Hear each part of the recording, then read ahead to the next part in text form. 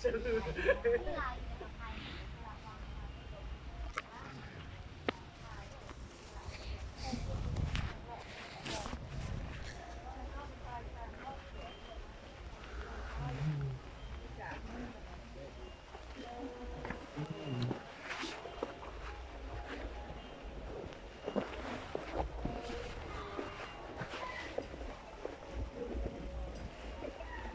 ่เท่าไหร่เองเนาะ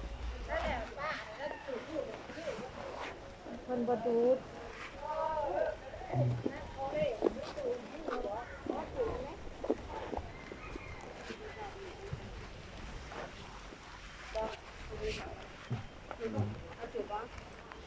แล้วปลูกเจ็บเขาว่าไม่ต้นโพเลยใช่ไหม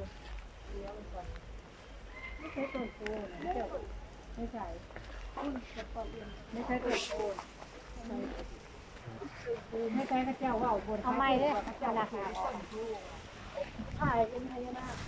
ถ่ายเจ้าต้องไปยืนเล็กๆจังหวะหาเหลียวอยู่เนี่ยข้าเจ้ามาขอขึ้นได้ใช่ป่ะหนาเบิ้งพาสวัสดีบอกให้ได้กว่าบ่เลย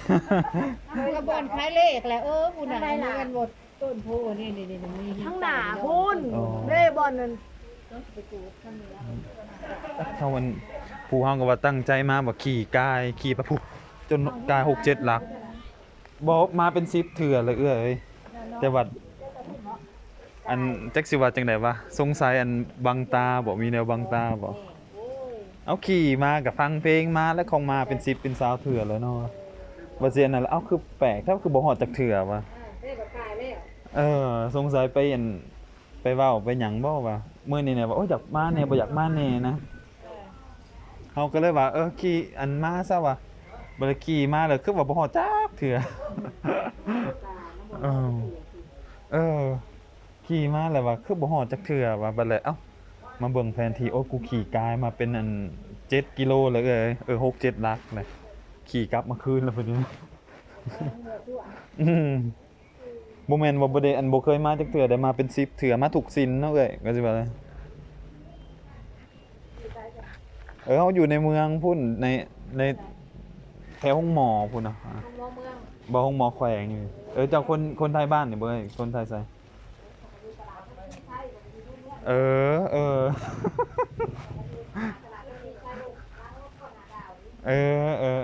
ฮู้อยู่ว่าซั่นเฮาก็บ่แปลกอยู่ว่าเบิ่งต้นโพใส่ต้นโพเจ้าว่าพอได้ว่าดูมันต้นโพน่ะต้นโพเหมือนกันเลยตู้แม่บ่ต้องเฮามาเฮาก็บ่ได้สังเกตว่ามีต้นโพได้ล่ะต้นโพอยู่แจ้ได้เอ้ยอ๋อได้ไปทางห้องน้ำพวกเขาว่าสาธุกันหาลูกขออย่างได้ขอโทษโปรดอภัยในเด้ออย่าคนจัดแม่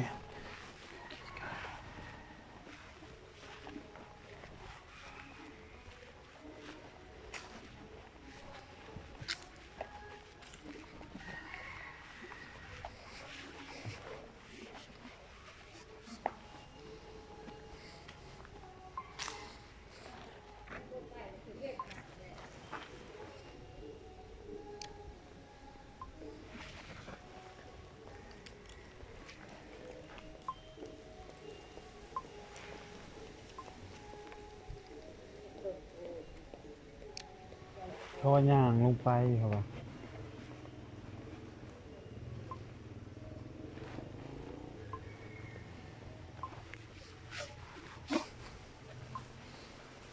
โอ้ย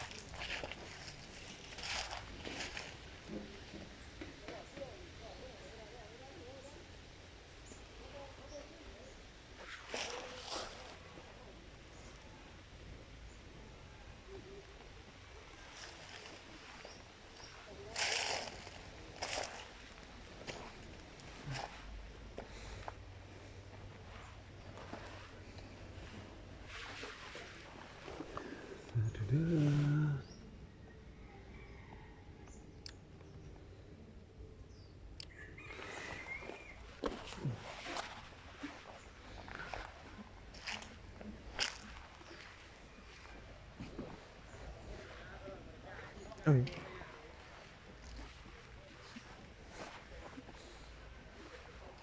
สามเถื่อนเลย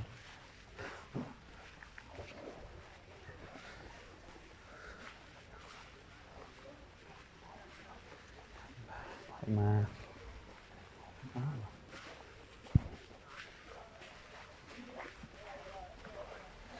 ามาเป็นสิบถึงเอามาเป็นสิบเป็นสิ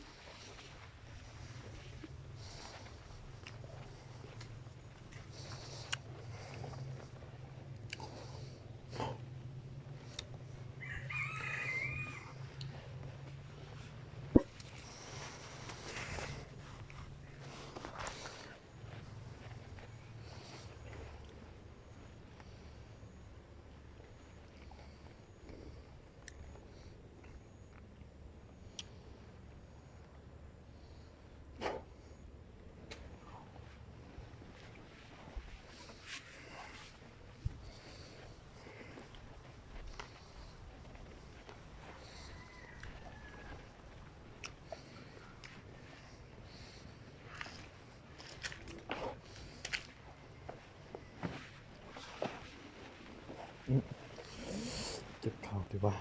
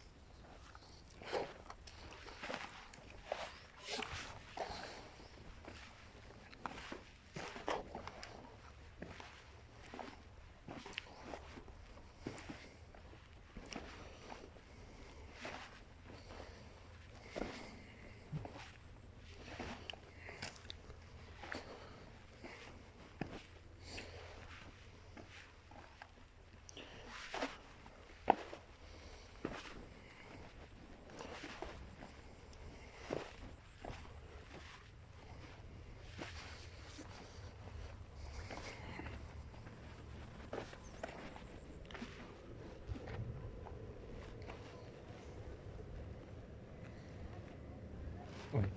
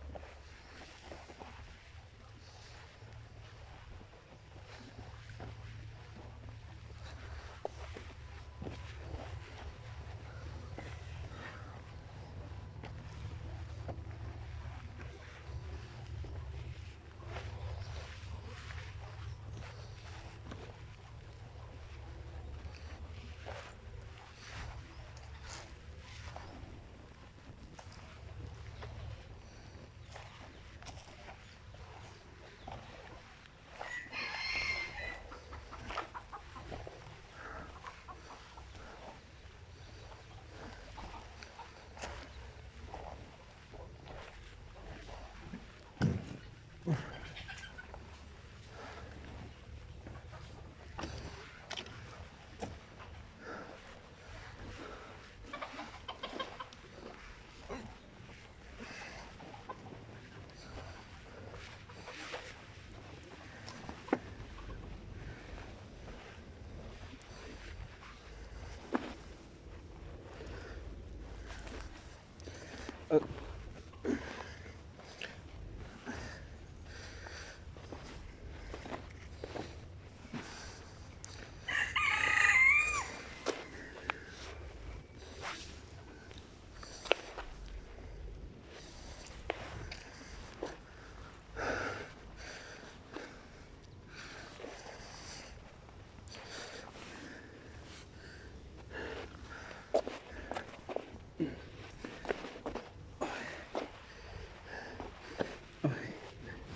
อละ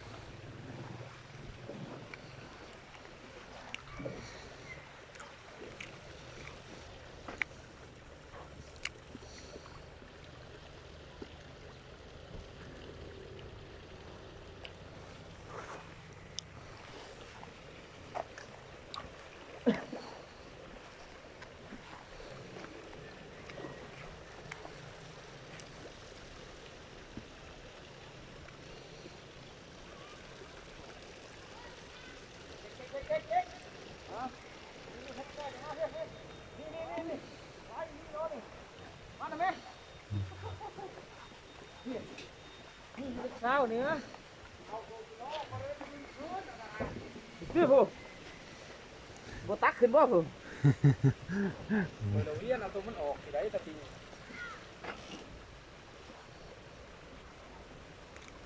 ก็บ่เห็นปลาหลายเลยนะอ้ายเนาะ เอาเป็นอ่างนั่น โอ้ หลายอีหลีเลยจะเมื่อเท่านี้มันมีแต่ตัวน้อยอันนี้นั่น ถ้าเก่าเห็นเ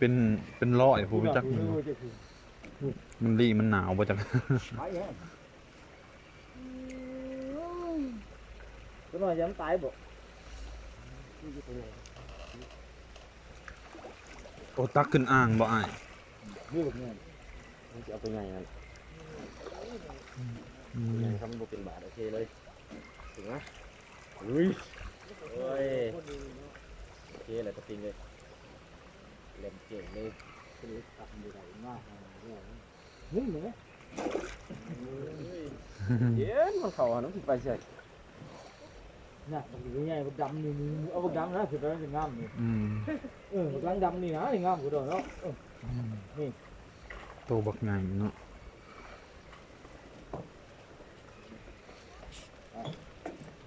บักใหญ่เด็ก เบิ่งไปคือปลาอันปลานิลปลาในเอาเนาะ เดี๋ยวเอาไปนี่ก่อน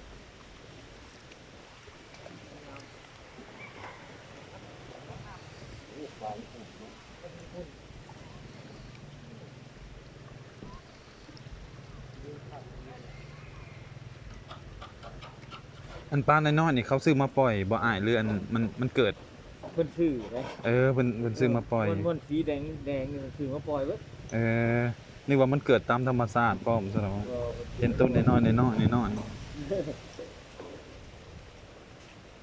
เว็ดไลน์เชิญเลย